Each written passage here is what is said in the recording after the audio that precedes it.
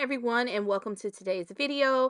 I am creating a shaker gift card holder and I'm featuring Cardstock Warehouse card stocks. You can find the full blog post for this over on the Cardstock Warehouse blog, but for all of my visual learners, I am creating this video for you.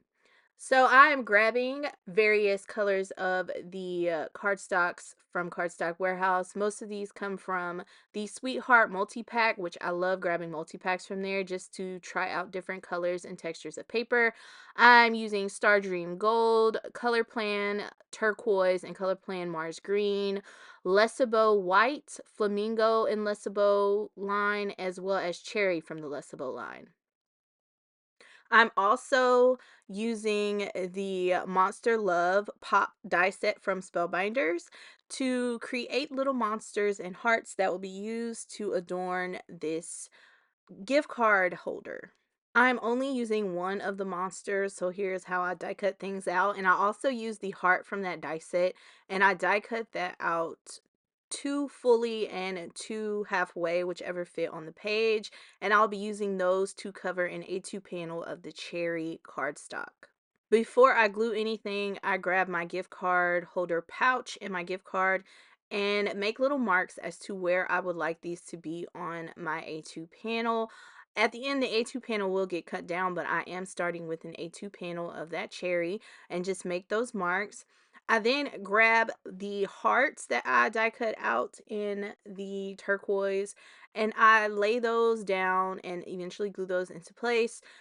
Trying to make sure that I do not have too much behind where the actual gift card will lay. I want to keep that area clear as possible. I don't want it to be too bulky where the gift card is in the gift card holder tight. So I do try to ensure that there is not a lot of the actual heart image that will fall behind where the gift card holder pouch sits. I carefully trim off all of the excess. And if you have gaps that you want to fill, this is where you can use those little bits and pieces to fill in the gaps if those 4 heart images are not enough for you. Now I'm going to start assembling my little monster.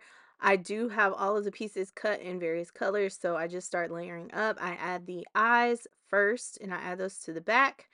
I then go in and add the horns.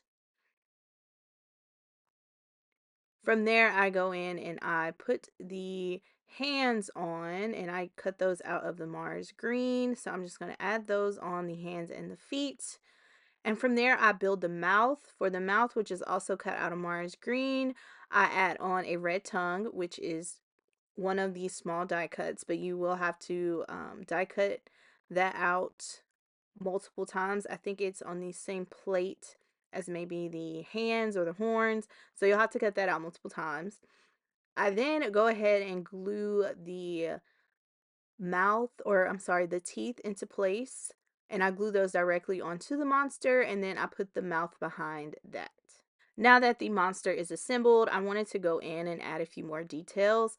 So I grab my Nuvo drops, and these are in Carnation Pink, and I add those into the embossed little circle areas on the monster. I also go in with some of these drops, and if I'm not mistaken, it's like Caribbean, let's see, it is Caribbean Ocean. I use those on the eyes, and then I set my little monster to the side to dry. I will go in with my white gel pen and add highlights and then add some eyelashes using my black flare pen on this little monster before I add it onto the gift card holder. Now I'm going to go ahead and add my gift card and pouch onto the front. I used some double-sided adhesive to put this in place because my wet glue was not cooperating with me. But I will say next time I do this, I'll probably use wet glue instead of the double-sided adhesive just to ensure that it's not really seen. So I may even use like glossy accents to make sure that I have a clear, no cloudiness around the area where I glue the pouch down. But I do go ahead and put that in place, and I decided that I wanted to add a little bit of sparkle, but I didn't want there to be too many sequins and stuff outside of the pouch.